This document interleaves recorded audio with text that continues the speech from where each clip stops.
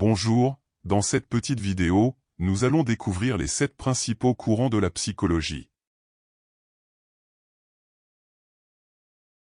La psychologie est une science jeune, mais malgré sa courte trajectoire de vie, elle a laissé le temps de créer plusieurs courants psychologiques qui établissent la manière dont elle est étudiée, les concepts et les méthodes utilisées pour travailler et l'objectif poursuivi. En fait, la variété des propositions théoriques et pratiques sur l'orientation que peut prendre la psychologie a été étonnamment grande, ce qui ne signifie pas qu'elles ne peuvent pas être résumées.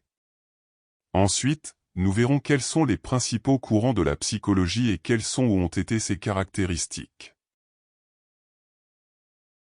Les courants de la psychologie les plus pertinents. La psychologie en tant que discipline distincte de la philosophie est apparue au cours de la seconde moitié du XIXe siècle. Normalement, on considère que sa naissance a coïncidé avec l'inauguration du laboratoire d'investigation en psychologie créé par Wilhelm Wundt en 1879. À partir de ce moment, différentes approches de la psychologie ont commencé à émerger, dont beaucoup sont apparues comme une réaction au reste. Ils sont les suivants. 1. Structuralisme. Ce courant apparu vers 1890 inclut des membres de la tradition de recherche psychologique inaugurée par Wilhelm Wundt.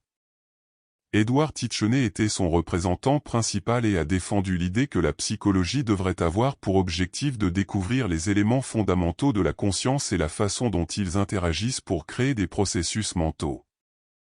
Il s'agit d'une perspective réductionniste, dans la mesure où il prétendait étudier les éléments les plus fondamentaux pour comprendre les plus complexes et mécanistes, car il était basé sur l'idée qu'un système aussi complexe que celui qui compose notre esprit pouvait être réduit à des parties isolées, comme si c'était un moteur.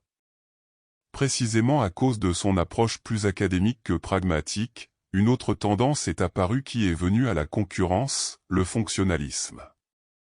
2. Fonctionnalisme.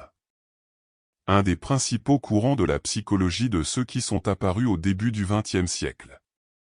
Le fonctionnalisme, né dans la première décennie du XXe siècle, suppose un rejet de l'approche structuraliste. Au lieu de se concentrer sur l'étude des composants de l'esprit, il visait à comprendre les processus mentaux.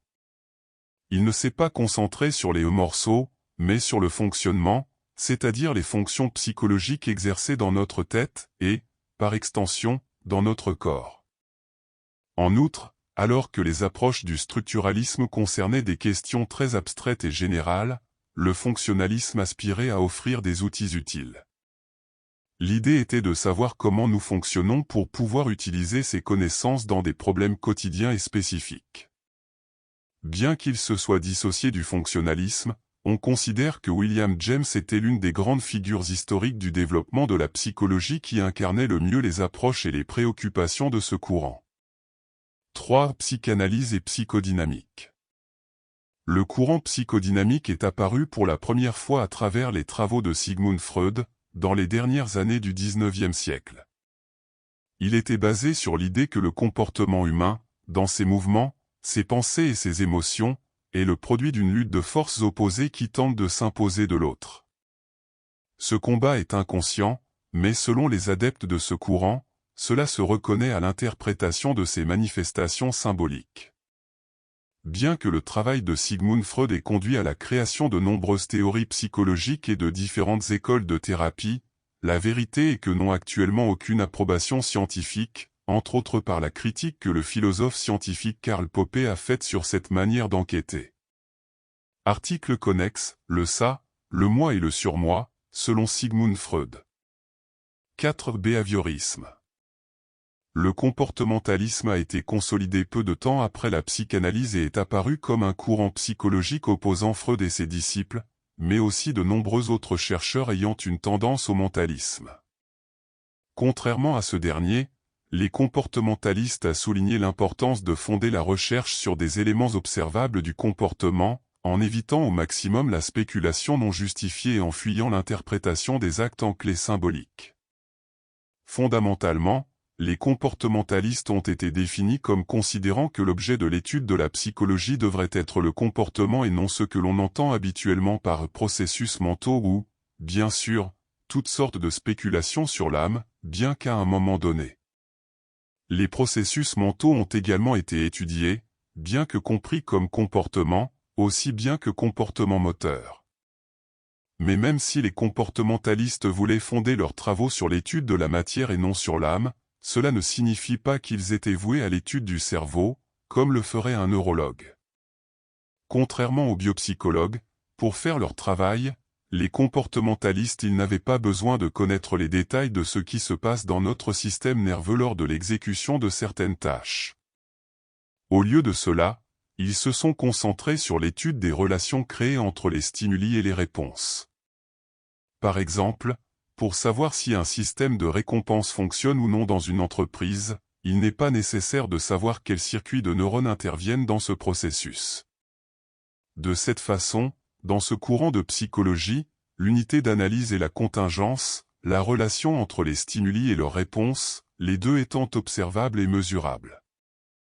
Cependant, la façon de mesurer certaines réactions aux stimuli était considérée comme immorale par des êtres humains, sur la base d'expérimentations sur des animaux, qui donnaient beaucoup de force à la psychologie comparée. Les représentants les plus célèbres de ce courant de psychologie étaient John B. Watson et B. F. Skinner. Article connexe, Behaviorisme, Histoire, Concepts et principaux auteurs. 5. Gestalt. Ce courant, qu'il ne faut pas confondre avec la Gestalt, est né en Allemagne pour étudier processus psychologiques liés à la perception et avec la manière dont les solutions sont trouvées face à de nouveaux problèmes. Pour ces chercheurs, à la fois pour voir une image et pour avoir une idée, nous sommes en mesure de créer une image globale de l'environnement et de son potentiel, au lieu de nous limiter pour accumuler des informations pièce par pièce sur ce qui nous entourait. Ensuite, adapter ces éléments. Par exemple, lorsque nous résolvons un casse-tête ou que nous essayons de le faire par hasard, nous voyons une image de la résolution du problème spontanément. Wolfgang Köhler, par exemple, a étudié comment les chimpanzés arrivent aux conclusions sur les moyens possibles de modifier l'environnement pour obtenir de la nourriture. Ce groupe de chercheurs a développé une série de règles, appelées lois de la Gestalt, à travers lesquelles ils ont décrit les processus par lesquels notre cerveau crée des unités d'information qualitativement différentes des données qui arrivent à travers les sens. 6. L'humanisme. Techniquement, la psychologie humaniste ne se caractérise pas par la proposition d'outils de recherche ou d'intervention spécifiques, ni par des présuppositions scientifiques différenciées. Ce qui le distingue, c'est la manière dont la psychologie est liée à l'éthique et à un concept de l'être humain. Dans le présent courant, on pense que la fonction de la psychologie ne devrait pas simplement consister à obtenir des informations et à les analyser froidement, mais plutôt à « il faut rendre les gens heureux ». En pratique, cela signifie que les psychologues humanistes se sont largement appuyés sur la phénoménologie et ont estimé que le subjectif et le non directement mesurable devraient également avoir une valeur pour la psychothérapie et la recherche. Cela leur a valu de nombreuses critiques, car on peut comprendre que leur orientation est dualiste. Un des représentants les plus connus de ce courant était Abraham Maslow, qui a théorisé sur la hiérarchie des besoins humains. Peut-être vous êtes intéressé, psychologie humaniste, histoire, théorie et principes de base. 7. Cognitivisme. Le cognitivisme a été consolidé en tant que courant psychologique à la fin des années 60 et il a une réaction au behaviorisme de B. F. Skinner.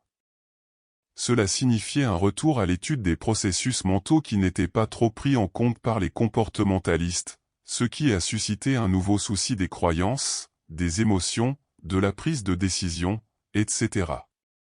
Cependant, méthodologiquement, ce nouveau courant était fortement influencé par le behaviorisme, et il a utilisé beaucoup de ses outils d'intervention et de recherche.